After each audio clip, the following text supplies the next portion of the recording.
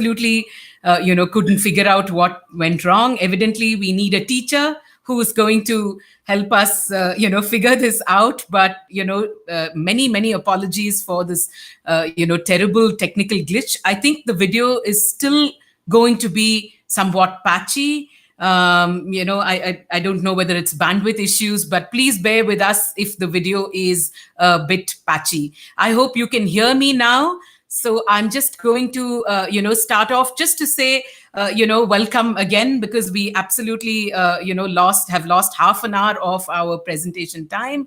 Welcome to our School is Cool Buzzaar. Thank you for being patient, a quality that most teachers have, I'm sure. So thank you all for being really patient and staying with us. As I said, the School is Cool Buzzaar is to celebrate the special occasion of Teachers' Day, which is the birthday of Dr. Sarvapalli Radhakrishnan.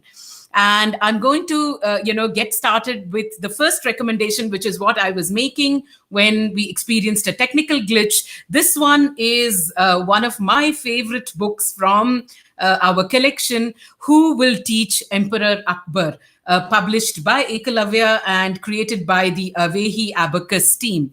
It encapsulates everything that teaching and learning basically stands for. So the story begins by Emperor Akbar being really unhappy. Now, there are so many things that he does not know, and he wants to learn everything that there is to learn in the world. But who will teach Emperor Akbar? It's very, very beautifully illustrated by Deepa Balsavar, an illustrator whose work we absolutely admire. And it's got such a beautiful life lesson on being, a teacher, being a receiver of knowledge tucked within its pages. It is priced at 50 rupees, and it's a must read for young children, for older children, even for adults, because this is really one of those Little Prince kind of books that reveals to you different meanings every time you pick it up to read. So as I said, 50 rupees, priced at 50 rupees and published by Ekalavya. Of course, the next book that we're going to recommend is the book that gave us the name for this bazaar, School is Cool, written by Soumya Rajendran and illustrated by Kanchan Mitra. It is a lovely story about a little girl who's getting ready to go to school, but is quite reluctant and is in her own, dream world. It begins with her mother waking her up, at which point she is absolutely, in front of a sea, and there are huge waves coming towards her, and one of them is almost going to splash on her, and she has to wake up. Of course, once you wake up, all the morning rituals of waking up and, rushing off to school. Now, the thing is, little later in the day, she, in fact, not even a little later in the day, as she's eating breakfast, she has her chat with her grandma, about her father and the kind of school that her father used to go to. In the course of that conversation, grandma throws her a lovely, delicious tidbit of information that her father actually went to school to eat eggs. Yes, I'm not going to give you a little bit more. I'm not going to give you anything more about the story, but Soumya wrote it because the school that her father went to was very, very different from the one that she went to as a child. And there are, just different kinds of schools everywhere. And this book is a marvelous way to introduce that conversation to young readers. It works for children 3+ when you're reading out aloud to them. School is Cool, published by Tulika and priced at 125 rupees. We have two little teeny tiny picture books to share with you as well. When I mean teeny tiny, I mean they're slim little picture books about how Pranav went to school and Pranav's first day at school. This is written by author Nandini Nair and illustrated by Dilip Chinchalkar. And what I particularly love is the dedication of that Nandini Nair, the author Nandini Nair has made in this book, saying, "This is for my own Pranav." Well, her son is Pranav, and this book was written when Pranav started to go to school. The thing is, Pranav's a handsome young man in grade, who's finished 12th grade at the moment. And these books, though, still entertain generations of young readers. It's all about your first day at school. How Pranav went to school is the story about Pranav getting up and having to go to school for the first time. And Pranav's first day at school is, of course, once he gets to school. And once he gets to school, he what happens, he's seeing so many children around him crying. And Anita, Satyajit, you say, my son Pranav, who's watching, is excited hearing his name. Lovely, Anita. We do hope author Nandini Nair is watching as well. Okay, Muttama tells me that Nandini Nair is watching as well. And a big hug goes out to her and her Pranav, and to you, Anita, and your Pranav as well. And the lovely thing about this Pranav's first day at school is that he goes to school and he's absolutely perplexed to see so many children cry. Around him crying, and he's asking his mother why they're crying. And of course, the story then goes on to tell you what happens to all the crying children and what happens to Pranav. Two lovely little picture books set in school, priced so attractively at 40 rupees each. How Pranav went to school and Pranav's first day at school.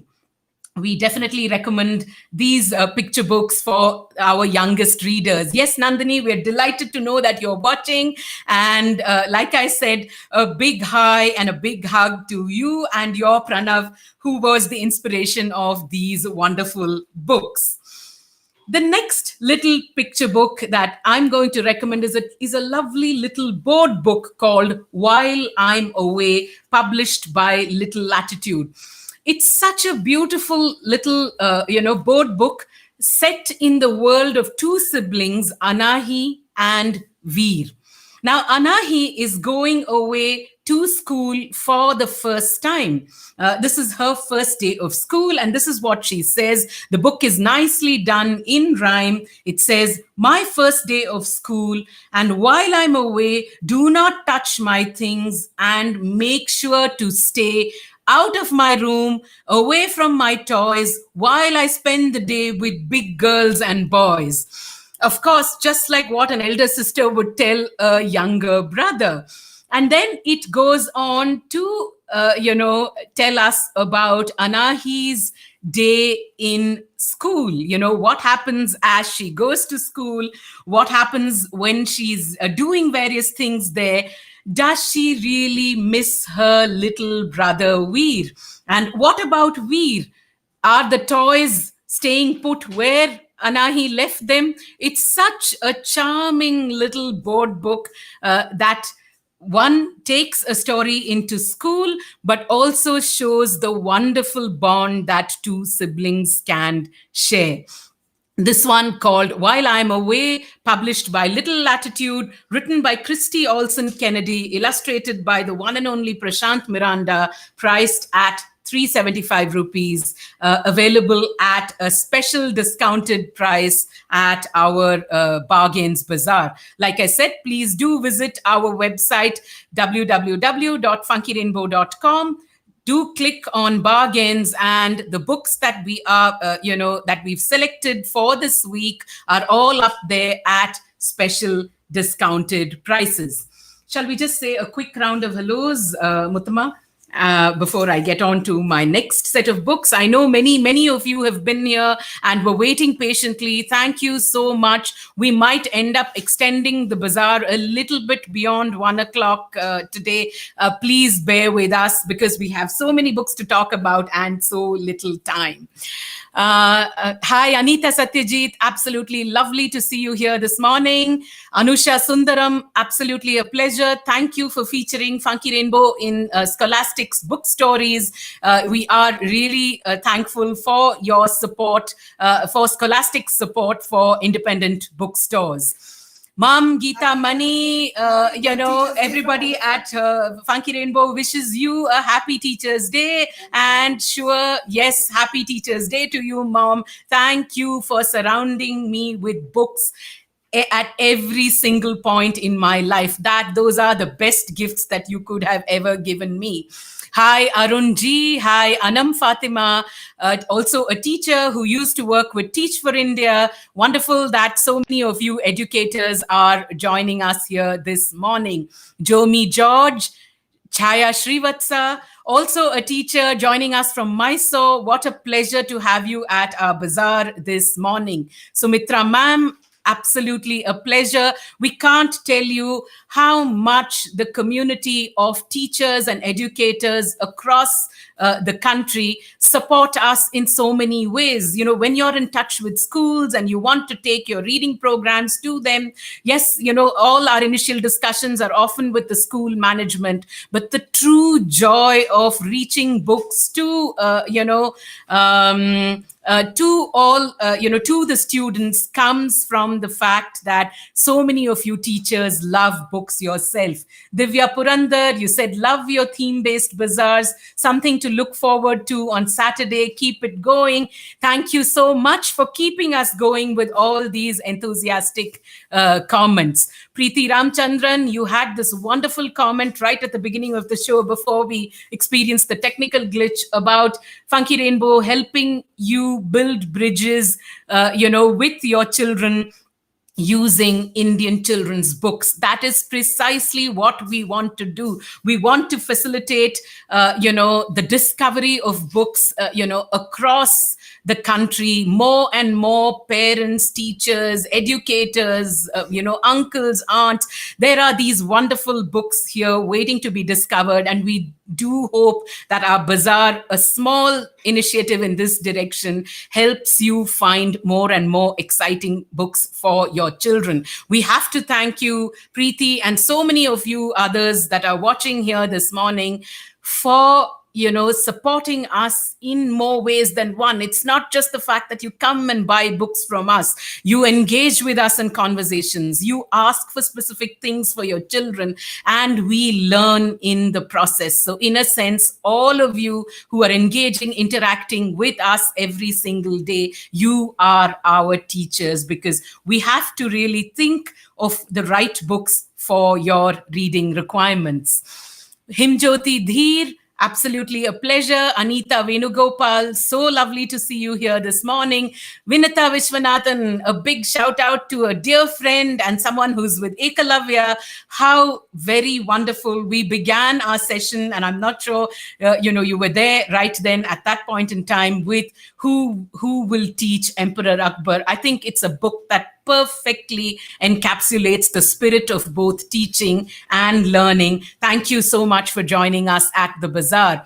Jyoti Narayan, absolutely a pleasure. Bookwalis, to see you here this morning. And another Jyoti ma'am from Samhita Academy, a wonderful pleasure to see you here this morning. The teachers that have absolutely kept the wheels of our book truck rolling. Shailaja Menon, what a pleasure. Azim Premji University, we have collaborated with you across the years and had discussions with you. There are times when I feel I wish we could record those discussions and put them out, talking about good books, talking about reaching books to children, and your initiative to reach these books to government school children via Kathavana is indeed commendable. I really do hope that the pandemic, that by the time you set up the Kathavana for this year, we are not in the throes of the pandemic. All of us at Funky Rainbow are well and truly keeping our fingers crossed. You have really got to be one of our most special teachers, Shailaja. Muthukumar Vaidyanathan, absolutely a pleasure to see you this morning. Dr. Sundar, so happy to see you here. We apologize again for the glitch, and I know busy doctors, busy surgeons to take half hour out and wait for us to, come back on the Buzzaar. It is, such an honor, sir, that you have joined us this morning. We know you're an avid reader. We know you were at a school talking about not just about what it takes to be a top-notch surgeon, but, you are also a teacher. I'm sorry, I mistook you for somebody else. But Dr. Sundar, thank you so much for joining us at the Buzzaar this morning. Muttama sends out a big hello and a big hug your way. You have been a huge lifeline of learning for her and through her for all of us. Thank you so much for joining us at the Buzzaar. Smita Nair, absolutely a pleasure that you're here from, you're joining us from Cochin. Bindu Soli, Kusumachaya, Muttama's aunt, what a lovely, occasion that you have joined us here this morning. Arun, you say, all my love for books and for the library profession, the credit goes to Usha Mukunda, my mentor. 100%. We all put our hands together for Usha Mukunda. She has got to be one of the most inspiring personalities, for anybody who's working in the space of books. And the kind of work that she has done to reach children's books here, there, everywhere is simply commendable. We want to wish you, Kusumachaya, a very happy Kailpod. Thank you so much for joining us at the Buzzaar on a festive day. Mr. W.C. Thomas from Raksha, absolutely a pleasure to see you here at the Buzzaar. For most of the weeks that you take the trouble to be here with us on a Saturday morning. I'm going to now get on with the next bunch of recommendations before our guest for the day joins us at 12 o'clock. I'm just going to finish maybe 2-3 recommendations before we start off. We have this set of 3 lovely books from Pratham, all set in school. This one is called Only Fools Go to School. It is such a charming picture book written by Chatura Rao and illustrated by Proiti Roy. The thing is, it's pretty much the story of many children, that we know, many of the children in our lives. They would much rather not be at school, but be doing something outside, as is the case with Sambha, the protagonist of this lovely picture book. Now, the thing is, he doesn't want to be at school. And there is a new teacher who's come to school who is determined to make sure that he gets there. Sunita teacher, wow, what a champion for teaching she is. What does Sunita teacher do to, get the children of the school, including Samba, come to her classes? All about the experience of joyful learning, curiosity, and imagination. And what a cool teacher she really is. The second book, and these 3 books that we're recommending as part of the Pratham collection are, available as a pack of books on school. So the second one is No Smiles Today, written by Cheryl Rao and illustrated by Saurabh Pandey. It's the story of a very happy girl called Shanti who gets to school one day and absolutely doesn't smile. Now, what is the reason for her not smiling? Of course, there's teacher, and the teacher too notices that Shanti is very, very quiet and very, very glum. Of course, she has friends, and thank God for friends at school who make up such a big part of the school experience. They're all asking her why she's not smiling. You have to pick up this set of books to find out why there are no smiles on Shanti's face today. And believe me, it's going to be a most amusing, and a most unexpected ending. We do, of course, have Sujata Padmanabhan's marvelous book, Chuskit Goes to School, written by Sujata Padmanabhan and illustrated by Madhuvanti Antarajan.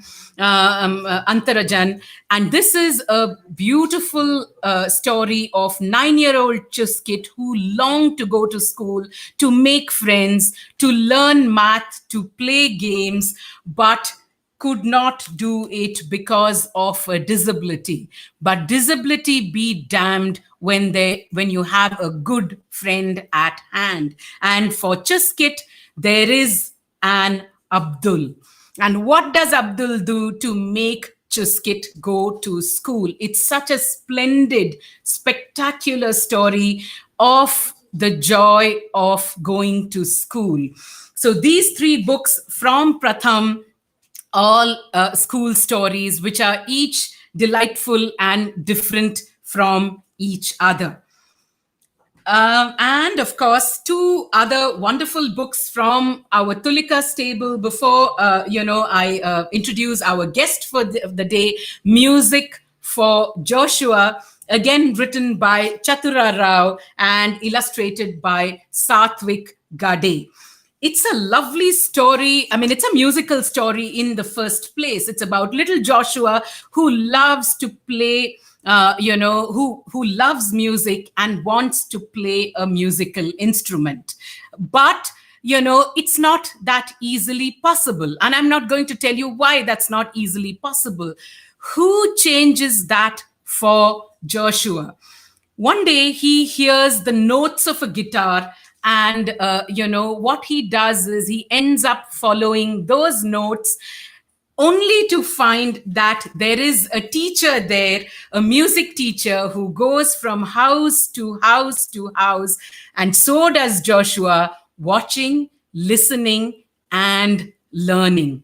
It is such a beautiful, tribute to the fact that should you want to learn, there are 100,000 ways to do it. It's the eagerness for learning that takes you, that takes you in the pursuit of knowledge.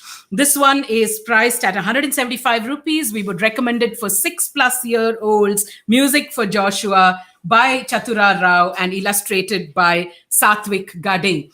And, Muttama tells me, let's, do a shout out for all the teachers who teach art and music and dance and all the, expressive arts, basically. It is such a pleasure that you change lives considerably.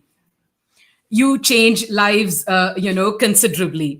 She did want us to mention Sandra from the Harmony Choir. And, we know that that's an inspiring music teacher who has changed the lives of many children who learn music with her.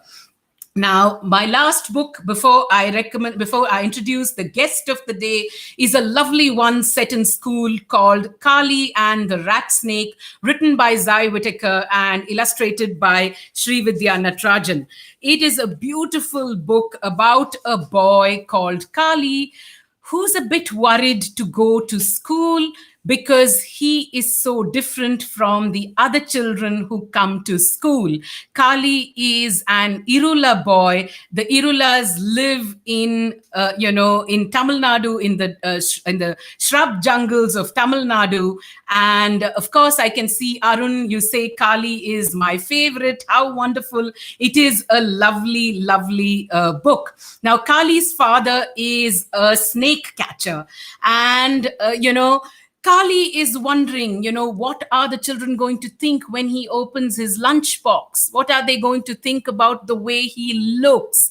And there is something that happens in school, that changes all the children's perception of Kali. A beautiful story set in school, written most thoughtfully and sensitively by Zai Whitaker. We would recommend this for 6+ year olds, and this one is published by Tulika and priced at 150 rupees.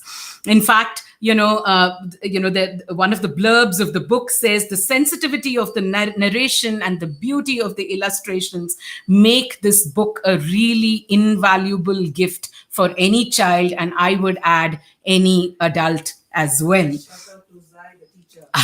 And of course, Zai Whitaker, also a teacher, has, taught at the Cody International School and several other schools, in Bangalore and Chennai for very, very many years. So a big shout out goes to this teacher author whose wonderful book we just showcased. Now I'm going to, introduce our guest for the day, somebody that's very, very special and dear to Funky Rainbow, someone from whom we have learned a lot in the course of our interactions and engagement with her. Ladies and gentlemen, let's put our hands together for Gayatri Tirthapura, the founder and co-founder and trustee of Tejaswita Trust. Our, interaction with Gayatri goes back very, very many years. Gayatri used to run this wonderful bookstore called Kutuhala, based in Baswangudi in Bangalore. And Gayatri, believe me, we wish more than anything else that Kutuhala is back one day in an avatar, in a manner that you consider appropriate. The discoverability of books at Kutuhala was so wonderful because Gayatri is, an educator par excellence herself, with some wonderful degrees backing her. Of course, she began her educational career as an engineer and, then went on, I think, and we're delighted that many engineers tend to do this, a couple of years. Okay, Asha Nehemiah, you say, hello, Gayatri Tirthapura. It's absolutely a pleasure. Gayatri says hello to you as well. And like I was just saying, it's so wonderful that many engineers have moved out of their spaces and come to do so many other special things. Gayatri actually went on to do a master's in education at Harvard after finishing an MSc, and we found her discussions about books, reading, and children most soul searching. Actually, that's the word that I would like to use, because when she says something to us, you are bound to go back home and think about it for very many hours before you arrive at an answer. And sometimes we do, sometimes we don't. So these meaningful conversations, Gayatri, make us say from Team Funky Rainbow that you have been one of our most wonderful teachers on this journey of reaching children's books here, there, everywhere. Divya Purandar, you say discoverability of books, wonderfully put, Vidya, a delightful place. We still miss it and we want Kutuhala back. Yes, we too, we want Kutuhala back as well. In fact, I must tell everybody who's watching us, the bookshelves at Funky Rainbow are blessed because they have come to us from Kutuhala. So not just are the shelves here, the Gayatri magic, or the Gayatri mantra, as we call it, amongst ourselves, permeates, the space at Funky Rainbow. Vani, Yuvani B says, lovely place, Kutuhala. Look at that, Gayatri. How many people. She has conducted very lovely sessions in her place. So good to see her. We are waiting to hear her. Before I hand over the mic to her, I just want to say that today, Gayatri is, the co-founder or co-trustee of Tejaswita Trust that works with low-income schools to make meaningful learning possible for children to discover the joy of reading. We know across the last couple of years, Gayatri has worked tirelessly to make joyful learning possible right at the early levels. And we commend the work that she does at Tejasvita Trust. And we hope one day that there is enough time for her to balance Tejasvita Trust and Kutuhala in some format. Welcome, welcome, Gayatri. Deeply honored that you have joined us here at Funky Rainbow this morning. Thank you, Vidya, for that lovely and humbling introduction.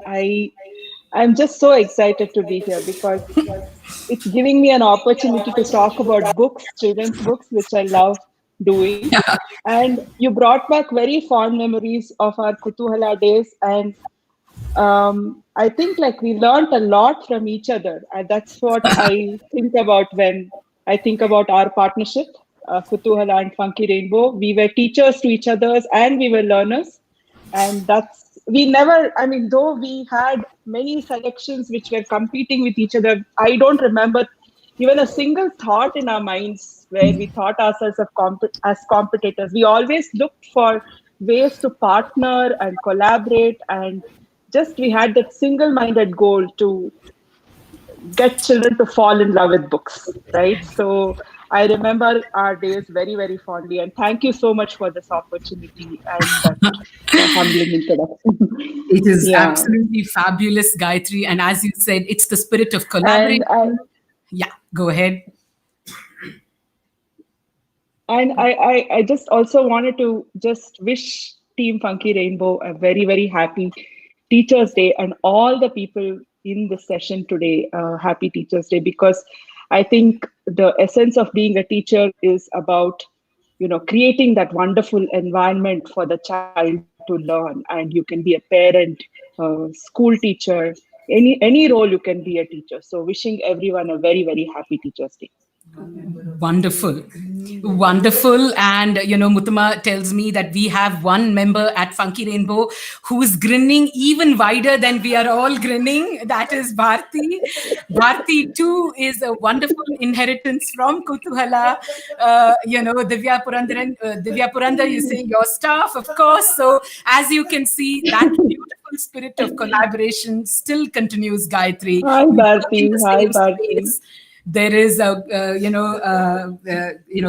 says hi Bharti, and that wonderful spirit of collaboration will persist, Gayatri, and I think there's a lot that we have to do. So no, there is no sense of competition ever. I think these are spaces that should be bereft of anything such as competition. There's only joy, there's only happiness, and there's the spirit of working together. So we will, get started with, a couple of questions for you. Like I said, most of the questions are focused on the fact that, you have worked in many capacities, to make reading, to introduce children to reading, to make them discover the joy of reading. And so all our questions are going to be focused on just that, the beauty and joy of reading. I'm going to start off, with my first question for you, which, the popular saying goes that it takes a village to raise a child. At Funky Rainbow, we'll add one thing more. We say it takes a village with a library to raise a child. Tell us why we should be raising readers in the first place, Gayatri. Yeah, that's a wonderful question, Vidya. And in this context, I think it's important to first understand what we mean by a reader in the context of what you're just saying. What does a reader mean, right? I would say it is someone who finds reading very pleasurable.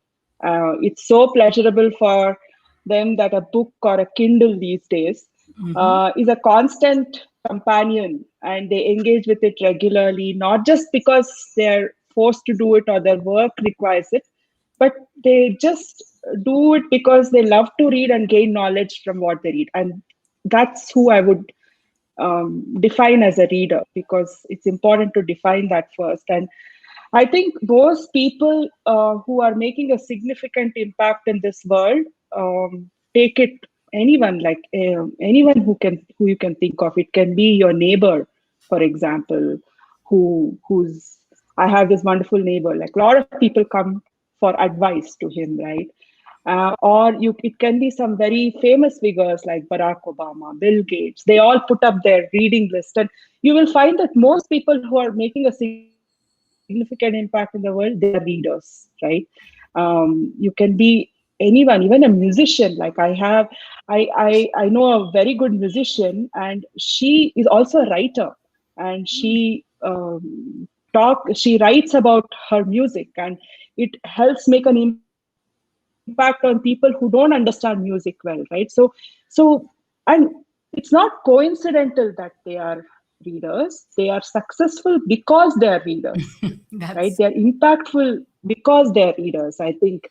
So that is the relationship between reading and making an impact. And the question then becomes, what happens when you read that makes an impact, that makes you impactful, right? Firstly, a whole new world opens up for you. You are able to access in your that you are not able to access in your real world. You're able to visualize something totally different from your reality. This is usually very exciting, of course, and that's what makes it very pleasurable. You start having many days when you're just dreaming and you're just visualizing something totally out of your reality. But through this whole process, the curiosity opens up, it increases rather. The spirit of inquiry opens up, and you start to seek knowledge and learning on your own. You become an independent learner. You become very creative. You become very broad based and objective in your thinking, right? And this, I think, from a child's perspective, if you think about it, it's it's something beautiful, because a child is anyway curious. It's the natural state of being. So right. opening up, raising a reader actually helps you to raise someone who lives in the natural state of being all their life. You'd never lose your curiosity. So that's, I think, one of the most important reasons you need to raise a reader. And I think, like, in this context, I just want to bring everyone's attention to the book Why Girl, because the book itself, the theme of it, I think, Reflects that. explains this very beautifully. It's about this girl Moina, who is extremely curious, and there's no one in her life who is answering her questions. And finally, she's a tribal girl, and she has all kinds of questions about nature. But finally, she becomes a thinker, a scientific thinker with the help of people. But the whole process, the journey she takes itself is such a beautiful, it's been depicted so beautifully in the book, and it's one of my favorite books. Whether you have a child or not, I think this is one book you simply have to own, whether you have a child in your life or not, I think. So yeah, Yeah, so that's that's just about raising a reader, why it's important. absolutely, absolutely. And you've chosen such a lovely book to bring out that essence of why we should all be raising readers in whatever capacity we are working with, children. The thing is, the corollary to that essentially is that, I mean, as you just said, so reading is clearly one of the most important skills for a child's overall development, right? So, as parents and teachers and people who are engaged with children, what do we do to raise readers? What should we do to raise readers? Yeah, that's again a very interesting question, because when we look around us, see people who come from privileged communities like us, right? We find that most people around us, most children around us, they know how to read. You can't find any, you can hardly find any child who doesn't know how to read. They develop that capacity to read by certain age. It could vary by 1 or 2 years here and there, but they develop that capacity. But do they love to read? That is the question, right? And if you actually think about it, children who love books anyway learn to read, but the reverse is not true, right? Children who know how to read may not love books. And this is a very, very nuanced distinction, but a very key distinction that we have to make. And actually, when you look at it this way, your question becomes different, because you now have to reorient yourself. What do I do to get children to fall in love with books? That is a key question. It's not about how to get them to read. It's about how to fall in Right. love with books. And if we are able to reorient our thinking to ask this question constantly and stay with this question as an adult who has a child in their lives, I think a whole world opens up. And I see this has happened. Children who have who love books, or who adults in their lives have made the effort to get them to love books, they have become voracious readers. In my friend circle, I have many people who have children who have become voracious readers, and my own daughter, I think she is a voracious reader because she was given an environment where she started to love books, whether it's at home or in her school. She was given such an environment. She is now 17 years old. She's a voracious reader, Yes. and she has so many qualities that I can attribute to the fact that she loves books, because she just absolutely loves academics. She learned to read without us having to put any effort. She just figured it out on her own. All we did was help her to fall in love with books. That's all we did, right? And she learned to read. She loves academics. She's a broad based, very objective thinker, very flexible thinker. She is very, the thing that I'm most proud about her is that she's a very compassionate and empathetic child. Absolutely. And many of these qualities, if I think about it, the books, having her love books has been one of the most important things we have done to develop all these qualities. So I think that's what we need to do as adults: help children to fall in love with books, and everything else will follow. So that's what I would say. Yeah, that is just wonderful. We do know Anusha, and we know that she is a empathetic, creative, and wonderful human being. And clearly, it is the fact that you have surrounded her with books, as you say, not doing anything more than just helping her discover the joys of reading. But for a and lot and of and us, yeah, sorry, Vidya, yeah. Vidya, can I just add one more point here? Because see, I made such a nuanced point that helping a child to fall in love with books versus helping them how to read, right? Right. And these kinds of nuanced points I have learned by actually reading up a lot on research on child development, how children learn, and how to motivate children, right? And as adults, I think who have children in our lives, we absolutely need to do this kind of research. And in this context, I just wanted to bring your attention to the book "What Did You Ask in School Today?" because by Yes. Kamala Mukunda, because that her books, her two books in who are which have been written for Indian readers, for the Indian conditions. I think they have it translates research so beautifully into uh, layman's language, which all of us can understand. So for parents and teachers, I think this is a must read. You understand so much about how children learn, and you start to make this very nuanced distinctions between what needs to be done or what is useful and things like that. So yeah, I That just wanted to make that point in this it context. is, Yeah. it is, you're right. It's such a lovely book. I'm glad that there is a new edition of or a part 2 per se of Kamla Mukunda's What Did You Ask at School Today. You actually introduced it to me the first time. I had come to Kutuhala, saying that amongst other books of fiction, please make sure that you pick up What Did You Ask at School Today. And I do have the older edition of the book, but at Funky Rainbow we do have this. It's all about fostering that spirit of inquiry, that, and she does it so beautifully in the Indian context. So that's a marvelous Yeah. recommendation. Thank you, Yeah. Gayatri.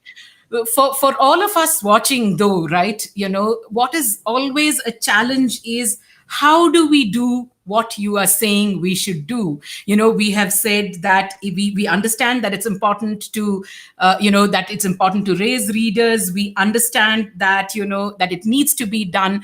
But what is a critical question is that, how do we go about doing this? And I wanted to ask you, because both in your capacity as a parent as well as an educator at Tejasvita Trust, you have successfully actually helped create voracious readers, basically, right? So how do we go about raising our kids to be readers? That's what we want to ask.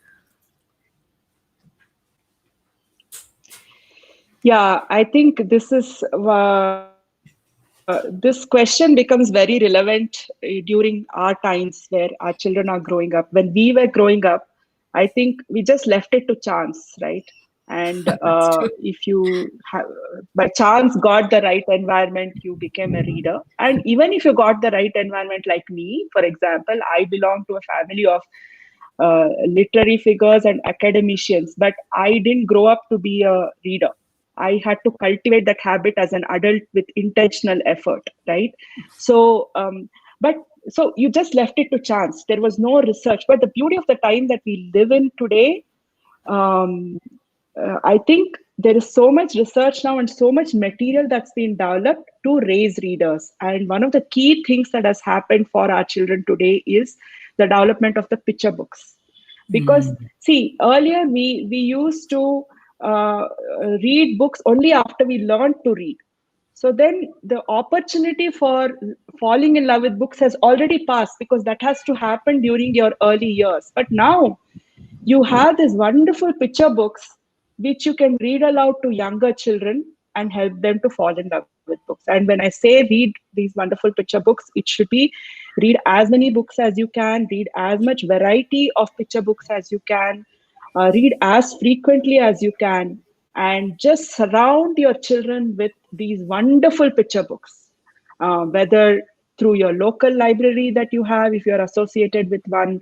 And if they don't have picture books, make sure they get all kinds of picture books. But if at home itself also, you can just equip yourself with wonderful picture books. And the key here is loving to your reading aloud these picture books in a very, very loving environment to your children. And I just wanted to ask Sham if he can, I'd sent him a picture, just image one. Can he put it up here? Yeah, Um, we are. He's putting up that image. Yes.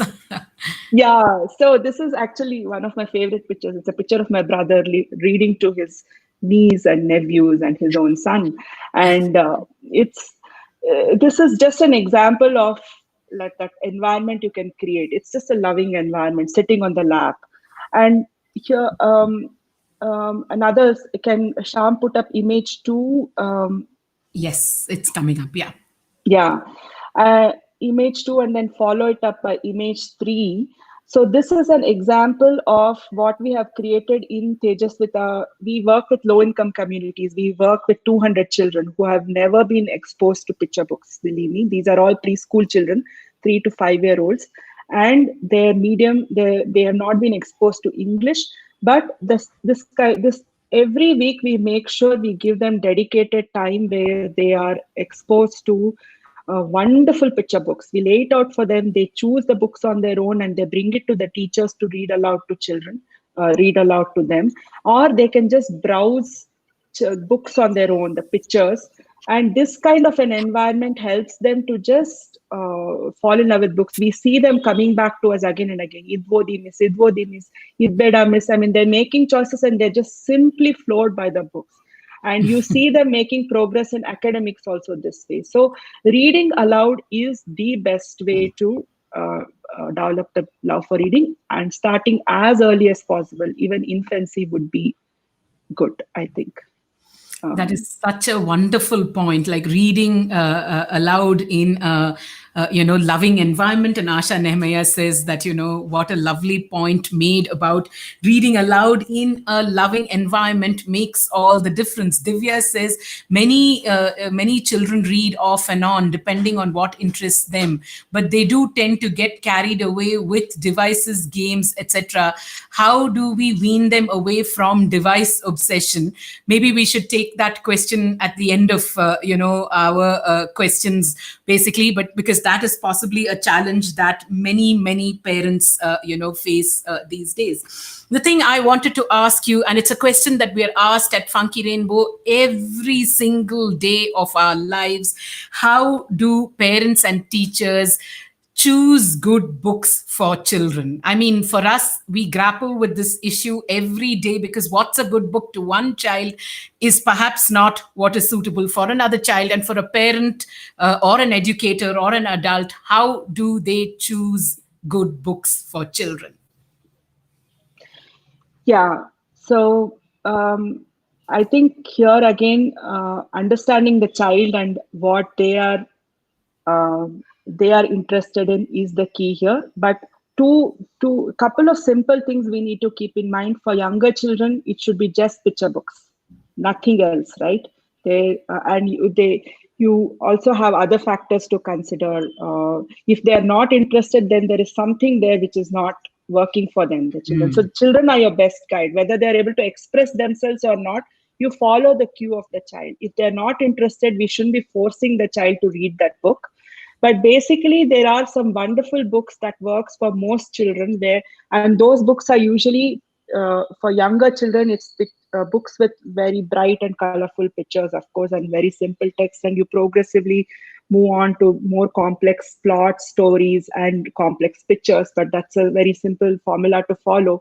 But really follow the cue of the child, and let's say they have encountered something in their real life, and you find a book there's book for any topic that you can think of. So That you is figure out a book which will work to follow up as a reading based on the experience that I've had in their lives, and that's one great way.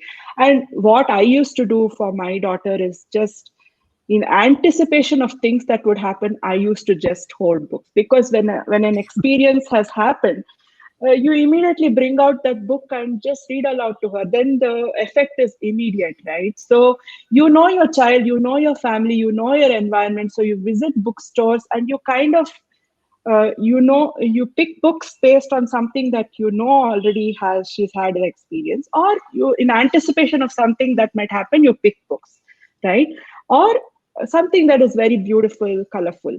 And I think here um, events like yours, Vidya, what you're conducting is one of the best things that can happen, because you are able to discover new books there. And as the child gets a little older and starts to read on his own little by little, then you still want to keep doing reading aloud picture books until they tell you to stop. That you keep on going, but you also want to complement it with simple early readers like the Miss Moochie books that are there, where which have simple words which the child can read on his own.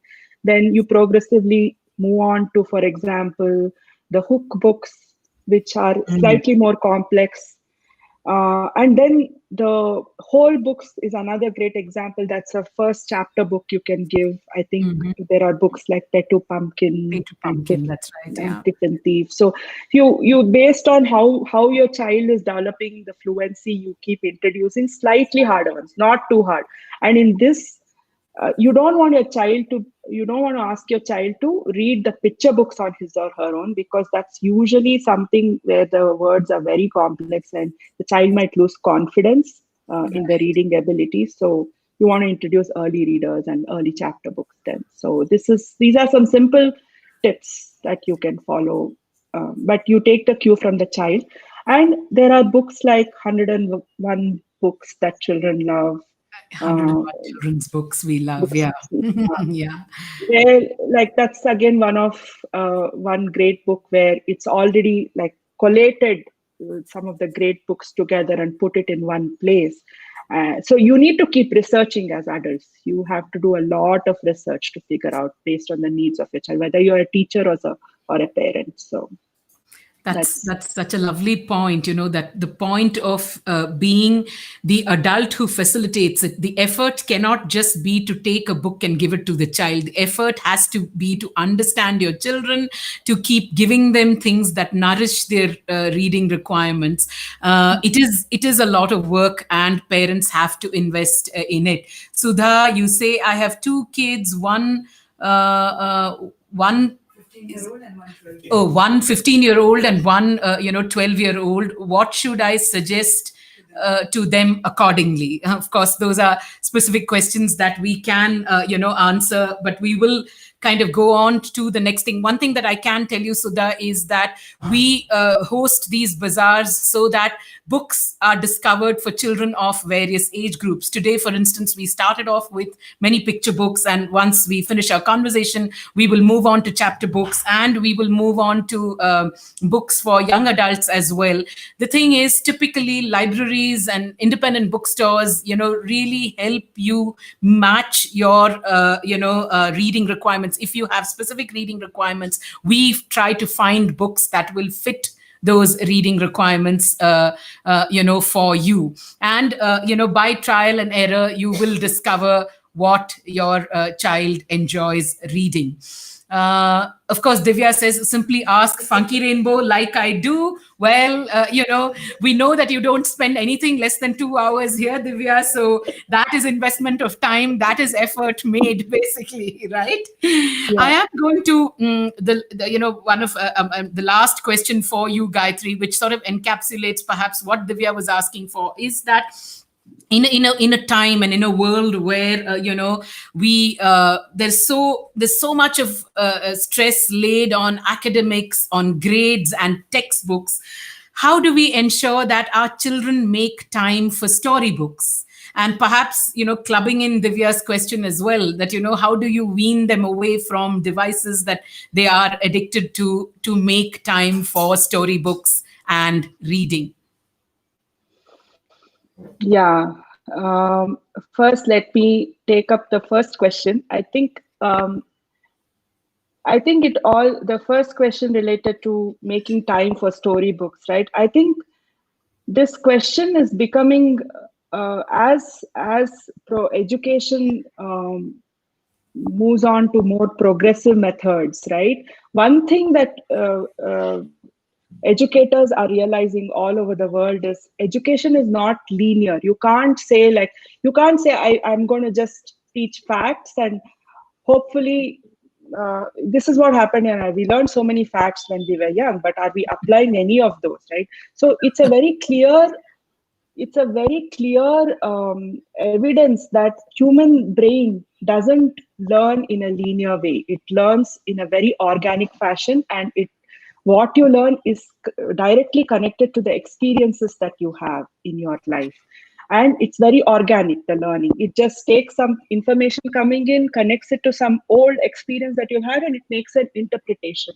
And in that context, if you see, storybooks is reading a storybook is an experience, because it's a whole world in itself. Each story, right? You connect to something, and the if you allow the child to pick the book that pick the books that they want, they will always pick something that is connected to their experience or something that they are very curious about. And the organic it, the brain learns naturally. It's an organic way of learning. They read the story, make certain connections in their brain, and there is learning. Maybe it's not become obvious in their behavior what they have learned, but that learning is there, right? So progressive education realizes this, right? So you have curriculums which regularly incorporate books, fiction, and all kinds of books into the curriculum, right? So if the school is insisting not to include books or not encouraging children reading or raising readers, then there is something wrong out there. We need to be questioning that because it's all just part of the whole learning, and you become a full person by reading books. So that is period. I mean, that's it. There's no other way to this, right? So that's what I would say. And to Divya's question, weaning them out, I don't think you can wean them out and completely cut off gadgets, is what I would say. It's part of their world, and now during COVID times, suddenly they are being told, okay, use more devices, right? Because everything is online now. There's nothing else happening in person. So that's the way the world is moving forward. So you really cannot wean them. But I think the key here is, what are the passions that they have developed, and how can you encourage those other passions so much that that became their favorite, one of their favorite pastimes, right? So if you have raised a reader, for example, you will routinely see that your child is picking a book during their pastimes, and not automatically gravitating to a gadget. So making them really passionate about things that are not related to gadgets, creating that environment where they can develop their passions, will help them have that balance. Those uh, uh, they will automatically pick that up rather than the gadgets. So that's the only way I can think of. You need to develop something which competes with the gadgets in the child's brain. So you can't just keep saying, "Oh, you can't do that." But then what my child will say, like, what do I do with my time now, right? If the child doesn't have a passion, so you have to put the effort to develop the passions in the child. So yeah. Yeah, that is such a wonderful response. Actually, really, I mean, we do know many children who use a lot of these gadgets to actually enhance their passions. I mean, we have seen this even in the case of my partner, Funky Rainbow, Sham's son. He uses a lot of. He's very interested in art and craft, and that passion, one would tend to think that he's playing games or something at some point in time, but that's not the case. He's actually watching some interesting videos, learning to do things, and it's all about developing those passions that children can pursue either by using digital devices or independent of them. So that's a point very, very well made, Gayatri. That was a whole host of interesting information for a lot of our for a lot of our viewers, many of whom are parents and book lovers and readers themselves. I mean, all very interested in introducing the joy of reading to children, ensuring that children are readers for life. I think they would have found many of your tips and suggestions very useful, as did we at Funky Rainbow. And we're waiting for a day when you can make a visit over here and discover the books that you left off after Kutuhala. There have been so many new books that have come, and we are indeed eagerly waiting for you to make that visit when the world becomes normal again. Thank you so much for taking time out of a busy schedule. I know, as an educator and a parent, your hands are full. It's absolutely been a pleasure having you at our Buzzaar, Gayatri, and more power to all the wonderful work that you're doing at Tejaswita Trust. Thank you so much, Vidya, and more power to Funky Rainbow for the wonderful work that you're doing. And just like the special salute to you guys, right? Because you have adapted yourself to these COVID times, and you are making such a huge impact on so many children. And so hats off to you guys. Thank you so Thank much you for so all much. that you're Thank doing. you so much for joining us at the School Bazaar, and a big clap out to you, Gayatri. We are looking forward to meeting you soon. Yes, me too. Thank you. Thank you. So that was some wonderful tips on the house. Wise Asha, you say, thank you, Gayatri. So many great learnings from me. Lovely session, Funky Rainbow. May I suggest you put Gayatri's session as a separate video with her permission on your site or page. Wonderful session. Thank you. Thank you so much, Asha. That really boosts our confidence. And yes, Gayatri has given us such wonderful tips on the hows, what's, and who's. How do you do these particular things? Because many of these things are often just concepts in our head. She has elucidated them quite clearly. We shall definitely take her permission and ask whether we can put up the video on the Funky Rainbow website and on our social media pages. So that was Gayatri Tirthapura, and I know we possibly have just a little bit time. We could go on for a little longer if you're all willing, and don't have other engagements. We could also end at the stipulated time. It was almost half hour late that we began because of some technical glitches. So, but I will resume with some of my recommendations for the School Bazaar. And after those clutch of picture books, the importance of which Gayatri has stated over and over again in the course of her conversation, I'm moving to some chapter books, again set in school. I am going to, show you two wonderful, chapter books that are set in school called Hungry to Read and Hungry to Play, both by author Aarti Santalia. The thing is, this lovely, I mean, the books have the same protagonist. The protagonist of Hungry to Read and Hungry to Play is a young boy called Arjun. Arjun loves math but hates reading. Now, my gosh, I'm waiting to find some children like that in and around me. The more children that we know around us seem to hate math and love reading, which makes us very happy. But there's no reason really to hate math either. Now, his teacher announces a reading competition, and the thing is, the chances of Arjun doing well in the reading competition look rather bleak. Why is that? One, he doesn't like reading himself. Also, he's part of the snail group of readers, snail, SNAIL group of readers. And those are a group of slow readers. And the other group of readers, I'm afraid, is reading books at a breakneck pace. Now, how does Arjun, develop a love for reading? I mean, it's a lovely, simple story for, 7+ year olds. And as you can see, Hungry to Read, a part of the book is so nicely designed. The cover is designed by Priya Kurian. A part of the book has really been chomped off.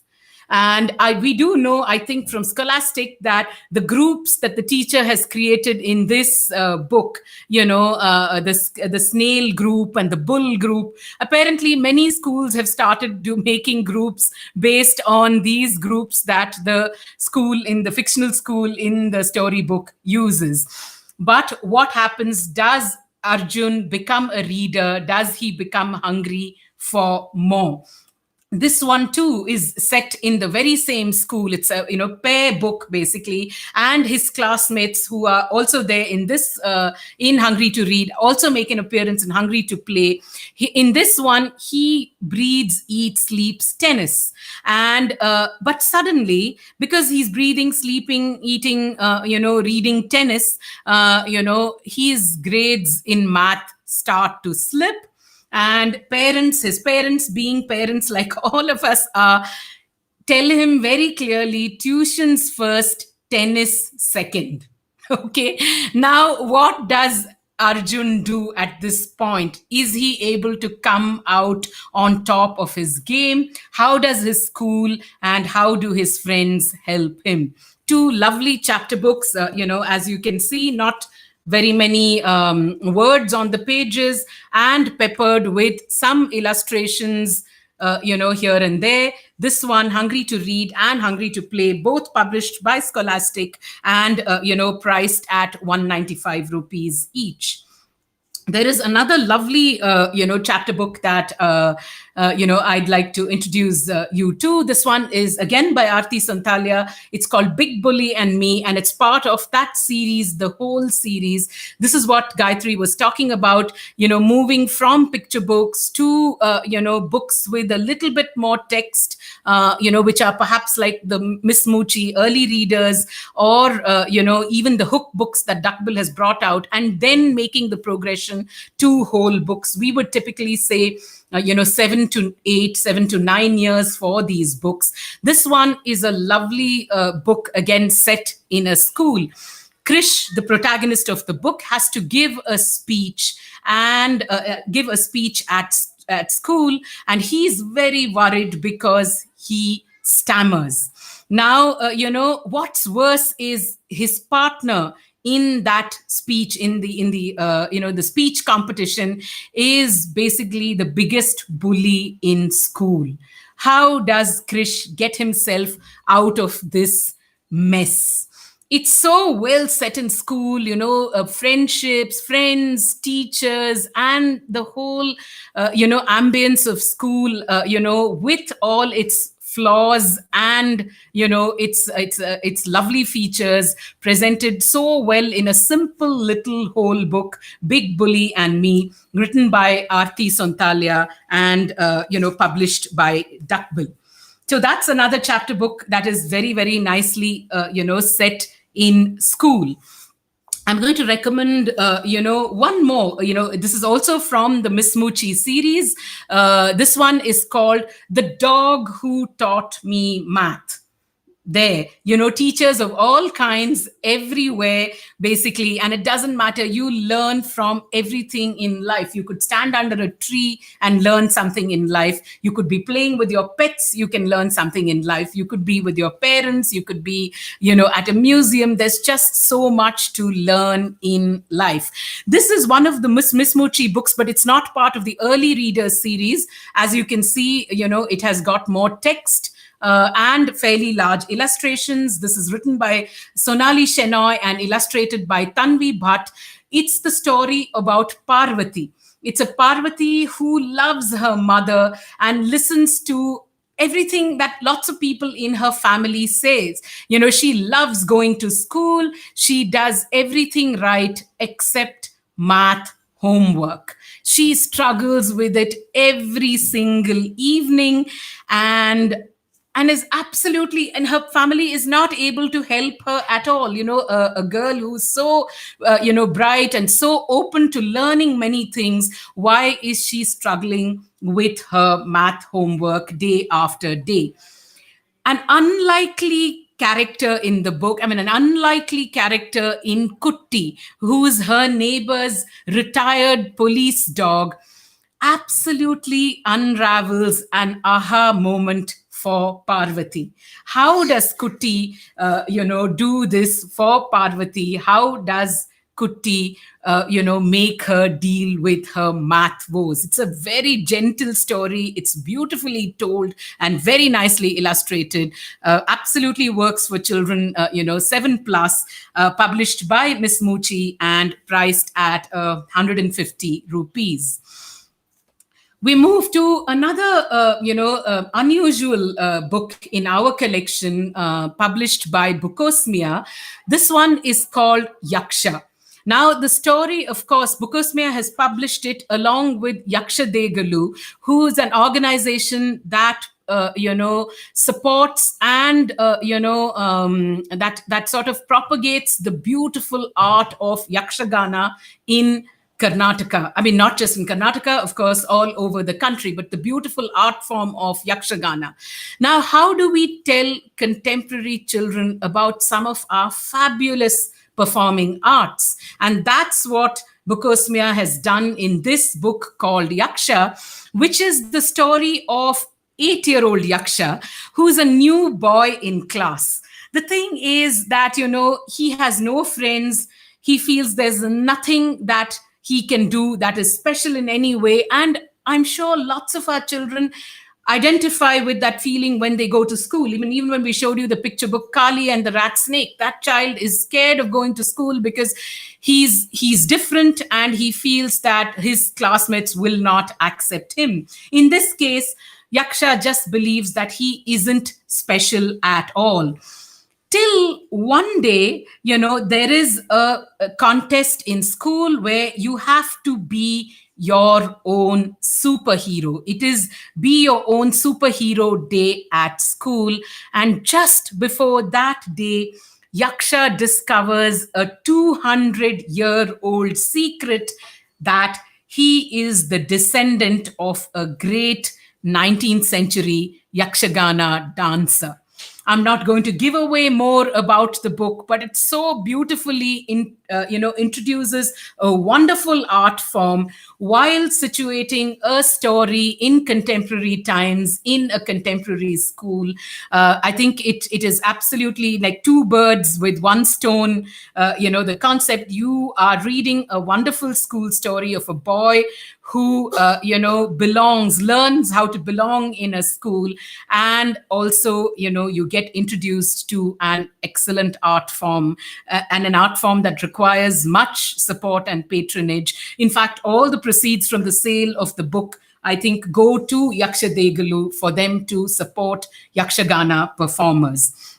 This one is priced at 125 rupees and is published by Bukosmia. We do have a couple of two more, let's say, not chapter books, but perhaps a little older than chapter books, ideal for middle grade readers. This is a wonderful book called Advaita the Writer, written by Ken Spillman. What is lovely about the book is that you are possibly going to encounter many real life characters in the course of this book. It's the story of a girl called Advaita who has to move from Delhi to Dehradun, because she has to move to a boarding school in Dehradun. And once she goes there, she's fairly lonely and fairly unhappy. Now, what happens is that her parents have told her that the school that she's going to, which is Dunham Girls School, has the best library in Asia. It's supposed to have the best or perhaps the most fabulous library in Asia. And that's where unhappy Advaita finds a lot of refuge. And we have a lovely librarian in the book. I think she's called Mrs. Sharma, who keeps a kindly eye out for all the readers who come in, and who's able to identify that Advaita is particularly fond of reading the books of Ruskin Bond. And one fine day, when Advaita is feeling quite blue, tells her, do you know that Ruskin Bond lives right here in Mussoorie, in Dehradun? That one act by the librarian changes Advaita's life completely, and she becomes very, very focused on becoming a writer herself. Does she really meet Ruskin Bond? I'm not telling, of course. But this wonderful middle grade book called Advaita the Writer is so wonderfully set in school, bringing out multiple emotions that children, going to school feel at different points in time. The interesting fact about the book is that the Advaita of the title is today actually a writer. She's a writer who writes for adults called Advaita Kala. And Ken Spillman, the author, had a chance to speak to Advaita Kala. And from there, when he heard this episode about the real Advaita's own childhood, decided to write a book. It's marvelous, really, in more ways than one. And you should consider picking this up for the young readers in your life. We would recommend it for 10 plus year olds, and it's published by Tulika, priced at 165 rupees. No school is school bazaar would be complete without referring to this gem of a book. And today we are focusing on a wonderful edition of this one called Malgudi School Days, which is an illustrated story book of the Malgudi School Days stories.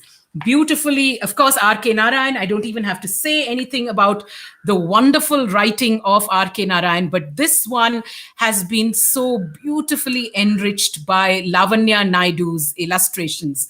This excellent illustrated storybook, again, is something that we would recommend for, say, 9+ year olds, set in that charming, wonderful town of Malgudi, and, in the midst of Rajam and Swami and money. And one of the remembrances of a teacher in one of these pages is, Mr. Vedaranyam, who's always, in fact, Narayan describes him so fabulously. There are so many wonderful teachers peppered in this, in these stories from, Malgudi. Fire-eyed Vedaranyam is what Swami calls his teacher. Vedanayakam. I'm sorry, not Vedaranyam, Vedanayakam. And I do remember another teacher who taught them history, Professor Pillai, and there's even Mr. Ebenezer who teaches them the scriptures. Such wonderful characters, such wonderful teachers that you encounter in the pages, and even more so, such wonderful children that you meet across the pages. And these are a collection of various school stories from the bigger Malgudi collection, adapted ever so slightly. It's not that they've taken away, it's not that they've rewritten, Narayan. all those delightful words that Narayan himself used are mostly there, perhaps just adapted ever so briefly for our young readers. This one is absolutely a keeper. It's a fabulous hardback edition, and you can see this delightful illustration of a reluctant Swaminathan, aka Swami, wanting to go to school. I mean, who would much rather play rather than go to school. A fabulous hardback edition priced at 699 rupees and available at excellent prices at our Bargains Buzzaar. Do check out the website www.funkyrainbow.com. Click on the bargains section and make your selections of some of these books that we are recommending. I have another 10 minutes and hundreds of books to go to watch. Shall we? I will let you, tell us whether you want us to extend by 15 minutes. I do know that you have, many, many things that need to be done across the day, but I perhaps will whiz through a couple of series of books that are set in school, which are so popular, with young readers. And I'm going to sort of focus on a couple of them at the moment. There is this excellent set of books for middle grade readers featuring a character called Nimmi. So there's Nimmi's Spectabulous School Days. So spectacular plus fabulous equals to spectabulous school days. There's Nimmi's Dreadtastic Detective Days, and there's Nimmi's Bizuper Birthday, all meant for children 10 plus years in age, and about Nimmi Daruwala, the protagonist of the book, and Shabnam Minwala, who's the author of this series of books, has absolutely done a delightful job of portraying school with all its highs and lows, in the sense that the lows are also pretty funny lows. A classmate whom you don't like, a teacher who's getting on your case. Shabnam really recreates the environment of school very, very beautifully in these books. And the protagonist, 11-year-old Nimmi Daruwala, she has a chief tormentor who's her friend Sumit. I mean, who is one of the students in class who eventually becomes her friend, but presently her chief tormentor, Sumit. And they have to do something at drama together. Now, Nimmi is delighted because her drama teacher is her favorite teacher. But what happens as she joins this drama class is that her favorite drama teacher is not able to come to school that year.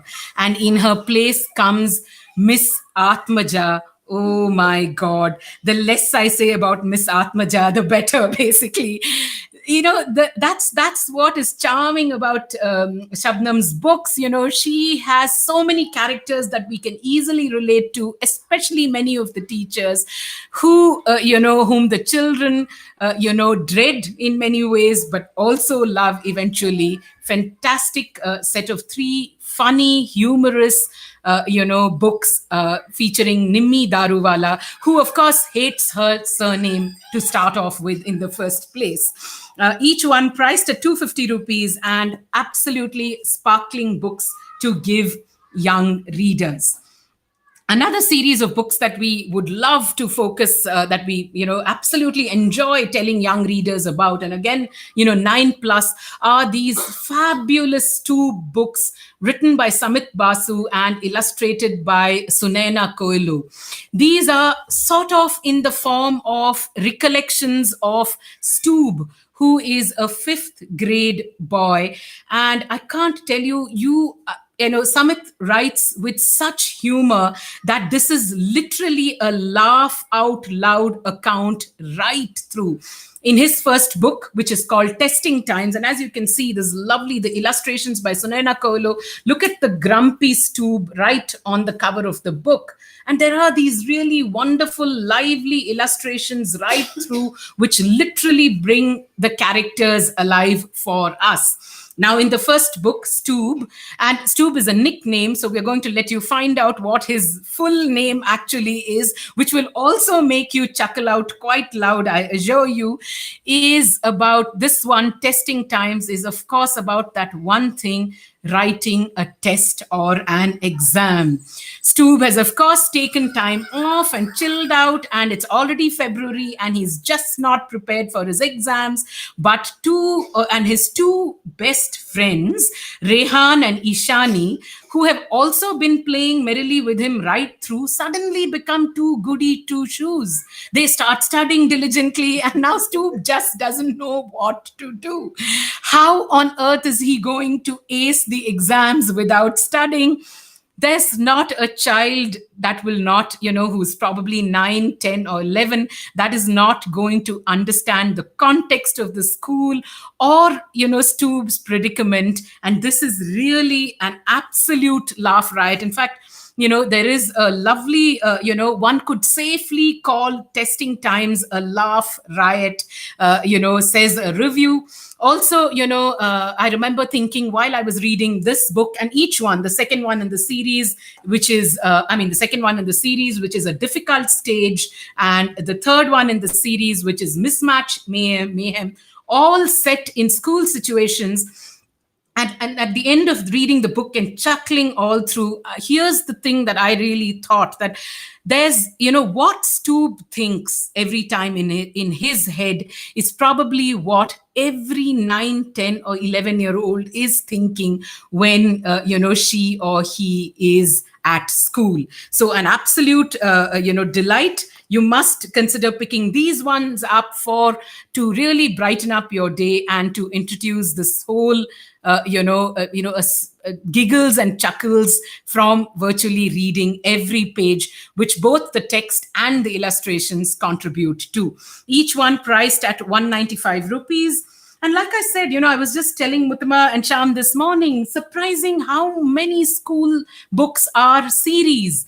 Anita Satyajit, discovering such good books for Pranav, have forever wondered what to get him. Thank you, Funky Rainbow. Thank you, Anita Satyajit. And we hope you're going to just continue watching for a bit. I don't need to say anything more than that. But thank you so much for the appreciation. Like I was just saying, so many school books in series. Obviously, there's enough and more to talk about in school. There are friends of different kinds. There are teachers of all shapes and sizes and hues and temperaments, most of all. And this next series, again by author Nandini Nair, is one that we have loved at Funky Rainbow, because it simply quite is done in a diary form. It has a protagonist called Apurva, and the series is called The Diary of an Indian Schoolgirl. Now, there are 4 books in the series, beginning with Apurva's Fat Diary. There's Meanie.com, there is Dear Auntie, and there is Laugh Out Loud Apurva. Apurva is such an endearing character. And I do remember talking to Nandini, a couple of weeks ago, where she says she is actually now very often simply just referred to as Apurva Auntie. That's the power of characters that writers create. And I'm not surprised that Apurva has become so well known, amongst young readers. Again, something that we would recommend for 9+-year-olds. As you can see, the books are pretty much done in a lovely diary format, illustrated by Lavanya Karthik, who really has the ability to evince chuckles out of every illustration that you see in these diaries. Now, what about Apurva? Well, she's a fat girl, and, it doesn't matter. The thing is, she is so sure in her heart what she wants to do and what is important for her to do. She is, of course, in the first book, The Diary of an Indian, Apurva's Fat Diary, she is the butt of ridicule for being a bit plump. And that's the case in school, right? Tall people, fat people, short people, small people, everybody gets teased often. And, what do we do? How do we deal with the teasing? How do we cope with the ragging? This is not the extreme kind of ragging. This is not the kind of ragging that pushes you to the other end. But what is lovely about this protagonist, Apurva, is that she's feisty. She knows what she wants to do in her mind, and she goes about doing just those things, writing them all down in her diary. It's a great insight into a young child's mind. And when I say young child, of course Apurva is 11 or 12, I think, in these books.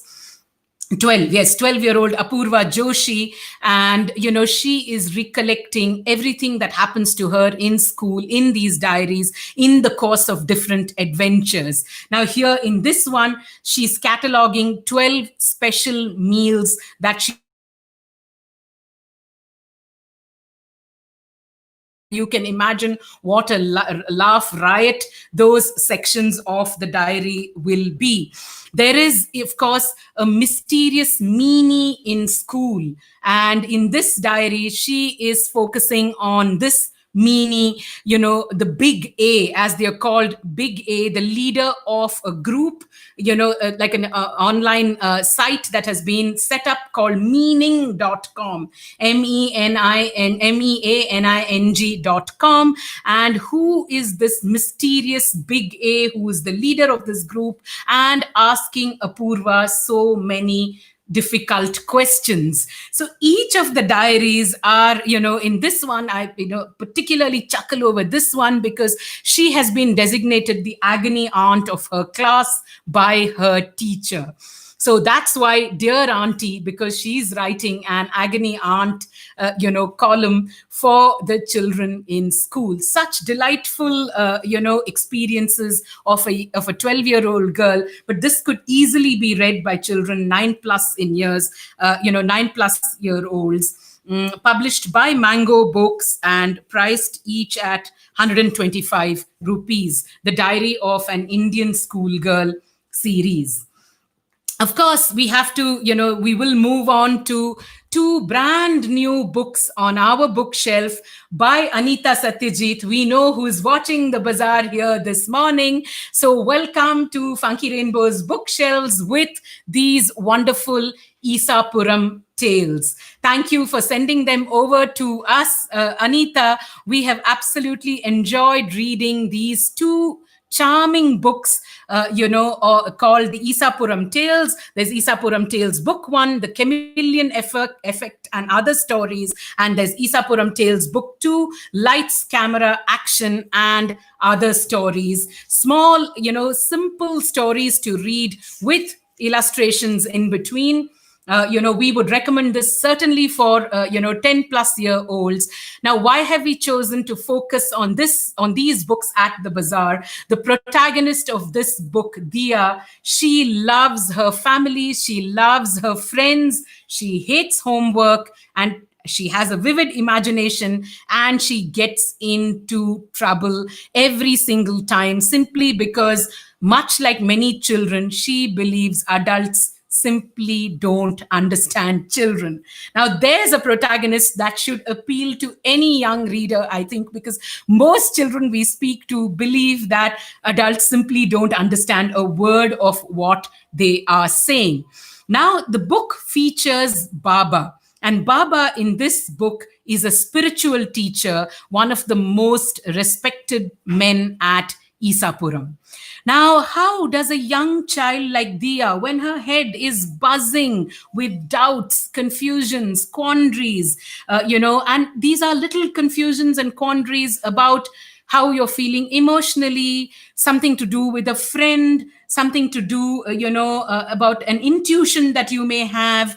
All of these little quandaries, Dia always turns to Baba, whom you can see in the cover, who is one of the most respected men at Isapuram and a spiritual teacher.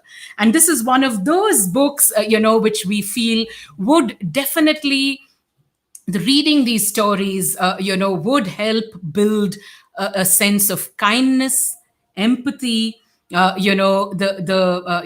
power of being kind and considerate and affectionate and loving to other people, to understand that that's the best way to approach the world. These books do a wonderful job of, inculcate. I mean, through delightful stories. It's not like anybody is moralizing or preaching in the course of these stories. You just get to understand Dia's frame of mind. You understand from Dia's understanding that empathy and kindness are perhaps the best virtues to inculcate. So, two wonderful books, the Isapuram Tales, again, as I said, a series of books, book one and book two, each priced at 250 rupees, written by the wonderful Anita Satyajit. Welcome to Funky Rainbow's shelves again, and we hope these books find homes amidst many, many readers. Do you want me to say a couple of hellos, before I recommend one or two more series of books? I'm going to just say hello to many of you. Sharmishta Das, thank you. Proud of you. You say thank you so much. Teacher par excellence. My mom's best friend, co-teacher across so many decades. It is so wonderful that you watch, that you're watching our Buzzaar, and the encouragement that you give us, Sharmishta. We are eternally thankful and grateful for it. It keeps us going, and it keeps us doing what we do every day. Anita, thank you. Funky Rainbow, so happy to be part of Funky Rainbow's bookshelves. What a pleasure. Thank you for sending us your lovely books, Anita.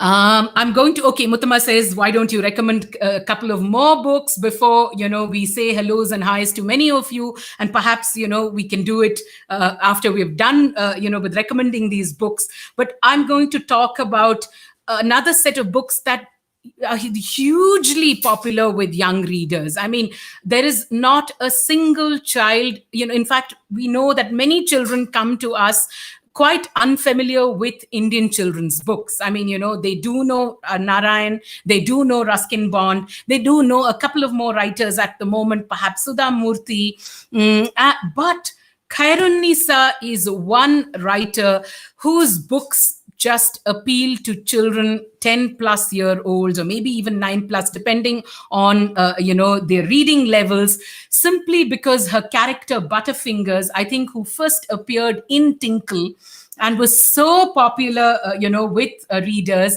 that they have come into a series of books. And how many do we have? We must have at least 7, 8, 6 books, is it? Okay, 6 books in the series. We have picked 3 of these wonderful Butterfingers books: How's That Butterfingers, Goal Butterfingers, and Clean Bold Butterfingers. Now, the thing is, Butter, I just love the way the author just refers to him as Butter in the course of her narration. He is part of a school, and as you can see, sport is such a giant focus of these books. So which means children who love to read about sport, there's humor, and there is school. So Butterfingers goes to Green Park School, and in each of these books there is, for instance, in this one, there is a tournament that is going to be held in the memory of Colonel Nadkarni, who used to teach them cricket.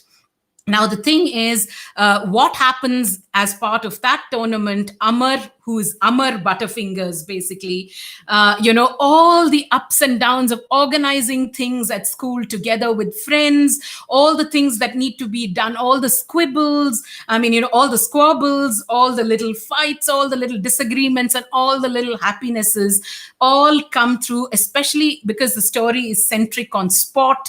I think it brings out a lot of these wonderful emotions, and all in quite a funny and happy, jolly manner. So Amar Butterfingers features in all these books, and the school, Green Park School, is just comes alive thanks to Khairun-Nisa's wonderful descriptions. In How's That Butterfingers, again, there is an under 15 cricket team, and Butterfingers is the vice captain of this team, and of course he's determined to win the Colonel Nadkarni tournament again. And what happens?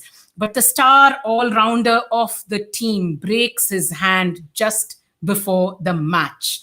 Then there is a very distracting influence on the life, and I'm not going to give away what that distracting influence is. Suddenly, amongst the players, the other players of the team, and what is Amar Butterfingers, the vice captain, going to do to get all these kids to win the tournament?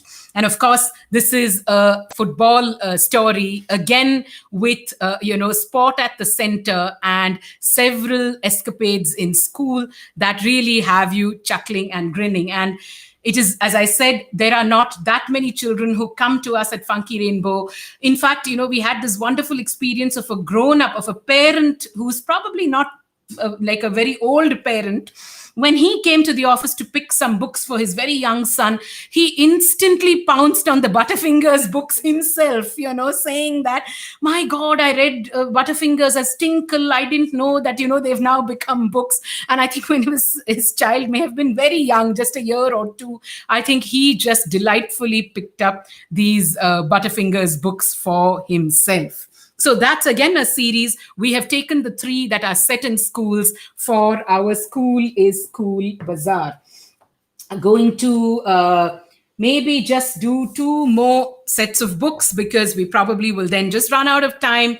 I have mentioned this one before, the lovely Hill School Girls series, which is a boarding school series featuring four wonderful girls, as protagonists of the book. Each of the books focuses on one of the girls, basically. This one has Mahrukh as the protagonist of the book. They're all at boarding school, which is Hill School. This is Maitreyi, this is Aisha, and this is Elizabeth. And, this is something that I've said many times.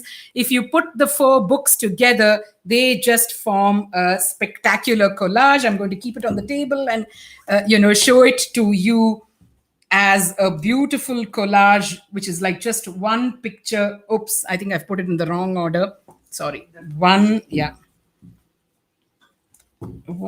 2, 3, and 4. Yeah, this is the way it is. I think it's such a wonderful idea by Duckbill Publishers to do the Hill School series. As you can see, to the best of my clumsy ability to show it to you like this, but absolute. Muttama says Butterfingers, of course, but these are books that we would recommend for 10-plus-year-olds and to have this boarding school in India.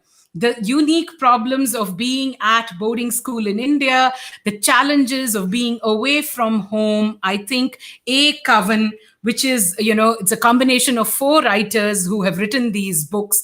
A. Coven, a coven meaning a collective of witches, of course, but these are a group of 4 writers who have created these wonderful boarding school stories set in India, the Hill School Girls series. Each one priced at 225 rupees. And for not just children, of course, Vimla, you say wonderful image. It's indeed lovely. And, to have, if you displayed them in the hippocampus shelves like this, it would look absolutely delightful.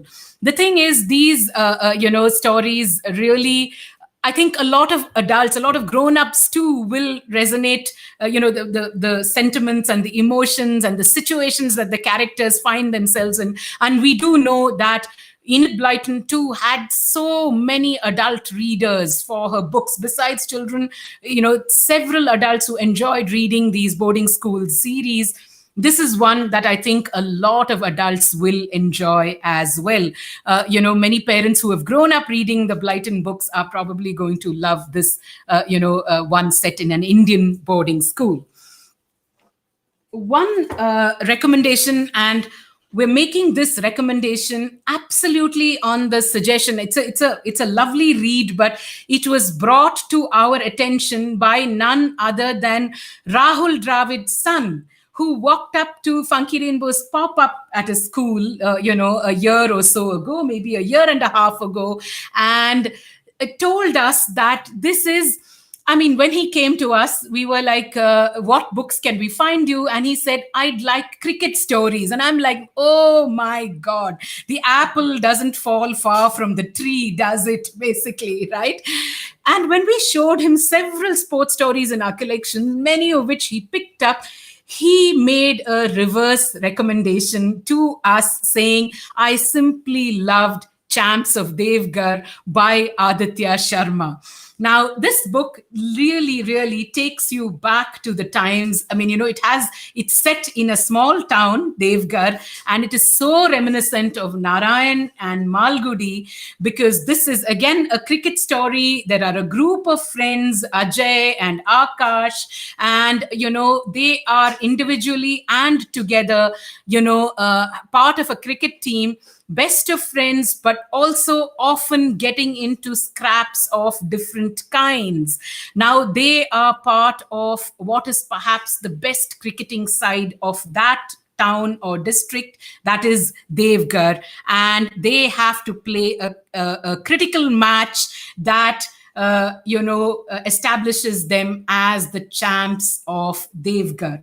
Very, very nicely set. It's a beautiful story of friendship, and the pleasure and perils of being in small town India come out so well in this book, Champs of Devgar, published by Penguin, priced at 199 rupees and recommended to us by none other than Rahul Dravid's son. So there it is, Champs of Devgar, again, a marvelous school story of friendships and the trials and tribulations of friendship. I'm going to, focus on perhaps what is our last book for the day today, although there are several that we've had to leave out because of, the technical glitch that we had at the beginning. So do check our bargain section, go to www.funkyrainbow.com, click on the bargain section, and you will find a whole host of books on schools, teachers, and also a clutch of teachers resources, much like some of the books that Gayatri had recommended. 101 children's books we love. What did you ask at school today? Some wonderful books called Learning Through Art and In Our Words by Jane Sahi. These are all wonderful resources for parents and teachers, and I think they are under a section called Teachers Special, right? Even in the Buzzaar, they are part of a section called Teachers Special. You can look at some excellent resource books for adults there to take the joy of reading to children. I am Smita, what a treasure trove of books you have. Thank you so much. Yes, we do. And we really believe that if we could talk for 10 hours, we would have 10,000 books, even if we only have 7,000 in our collection or 7,500 books plus in our collection, we would be able to talk about these. Fortunately, there are bazaars and bazaars and more bazaars, and we're very sure if we miss books in a couple of bazaars, we can always put them back in other ones. We really do thank you for watching them so patiently and appreciating our efforts.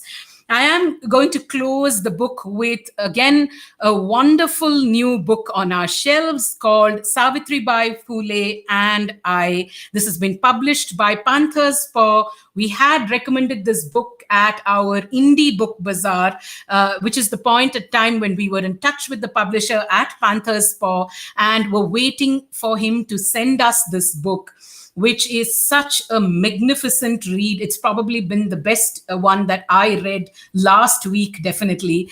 The story of Savitribai Phule, but told through the eyes of a young girl called Shabri, who is in school because she has got a reservation seat. She is a Dalit girl and she has gotten into school because of her reservation. And the things that are hurled upon her for being a reservation student, the difficulties she faces, the ridicule, the challenge, virtually cow Shabri down completely. I mean, she just doesn't want to go to school because of everything that she has to face going there, till she discovers absolutely the life and times of this wonderful pioneering lady, Maharashtrian lady, Savitribai Phule, And the author has so beautifully juxtaposed, as she's reading about Savitri Bai Phule and all the difficulties that Savitri Bai faced in her life, every step of the way, the various challenges that she had to overcome because she was a woman. All those challenges resonate so fabulously well with Shabri. And from Savitri Bai Phule also, in the book, this wonderful segment of them setting up the first girl for school for girls, both Savitri Bai Phule and her husband Jyotir Bai Phule setting up this wonderful school for girls. Shabri is just empowered by this wonderful by this wonderful character, Savitri Bai, this real life personality, and who appears as a character in this book. It is a much recommended read for children 12 plus years in age, and I think for every adult watching this bazaar. It's been published by Panther's Paw, which is a publishing house that focuses on Dalit narratives, and this one authored by Sangeeta Mule. I think it's nothing short of being an award-worthy book in every way. It's a very inspiring story. It definitely tells us why schools are important, why teachers can make a big difference to your life, and how an inspiring personality can change your life forever. So, what happens to Shabri in this story? How does she, garner guts and strength from the experience of Savitri Bai Phule herself, forms the crux of this beautiful book. And I really do urge each one of you to consider picking up a copy. It is priced at 299 rupees and published by Panther's Paw. And just as a compliment, to this wonderful book is this excellent graphic novel published by Navayana called A Gardener in the Wasteland, Jyotir Bai Phule's Fight for Liberty. And it's a graphic novel, fabulously done. Again, dedicating large portions of the, his own life to his wife, Savitri Bai, who was his partner in the fight against injustice. It's in today's climate of, intolerance of intolerance and, really the ability of, we have lost, I think, in some ways to understand that we are one people, never mind what religion we belong to, never mind what backgrounds we come from. This is a beautiful book of resistance, and I think it will resonate with a lot of readers. This one, too, we would recommend for 13 plus year olds, actually, and every adult watching this bazaar. Absolutely, two powerful, wonderful books. And I think a great note to end our bazaar on. Of course, we'll say hello and hi to many people, who have come to watch us today. The power of schools and the power of teachers to change our lives forever. Two wonderful reads. Navayana's book is priced at 350 rupees. And please do consider reading it yourself and introducing it to all the young people in your lives. We've absolutely run out of time. So I'm going to say hi. We had a new segment planned for you called New Arrivals on our shelf. Every week we thought we would focus on 3 or 4 new arrivals that have come to us. And there are some wonderful books put aside as part of the new arrivals. Do check it out at our, bargains section called New, and, within bargains, look at new arrivals. But we will recommend some in the coming week. Let me just quickly say a round of hellos to various people who are watching. Smita Indra, Samir Thakkar, Arundhati Nath, thank you so much. Ranu Banerjee, Mary John, Vani B, we looked at your comments in the course of the bazaar. Reddy Shri, Veeramani Narayanan, Mr. Kesavan Nambudiri, Vasanta Kalbagal, friends old and new, Trina Mitra, Shweta Sharan, Asha Nehmaya, Vinod Kumar, Vaishali Chakravarti, so many people we know, so many new friends we make, Sudha Jhabak Jain, Kamu Shayan, Dinesh Nambiar, Nivedita SK, Shubh SK, what a pleasure to see all of you at our bazaar here today. Oh, Mutama has a whole list of people who've come in again. Shivangi Sharma, thank you, Cuddles and Reads, for sharing this video. Vimla Malhotra, Nilima Sinha, Devi Shibulal, Priya Krishnamurthy, Deepthi Murli, just a whole Dinesh Yadav, Shama Panikar. Thank you, Shama, for sending us your new book. We are still looking through it. We were very, very busy preparing for this bazaar, and we will definitely get back to you next week. Meena Divakar, thank you, friends, old and new, writers, publishers, teachers, educators. Thank you so much for joining us at our bazaar week after week after week. It's absolutely been a pleasure to present this marvelous collection of books, to you. And there's just one message that we would like to leave you with at Funky Rainbow. Never stop learning, never stop teaching all through your life. Thank you so much for joining us this wonderful Saturday. Sorry about the extended time, but we do hope the books that we recommended made it worthwhile. Thank you so much from all of us at Team Funky Rainbow, and a big happy Teachers Day to every one of you who are watching this bazaar this Saturday morning. Thank you.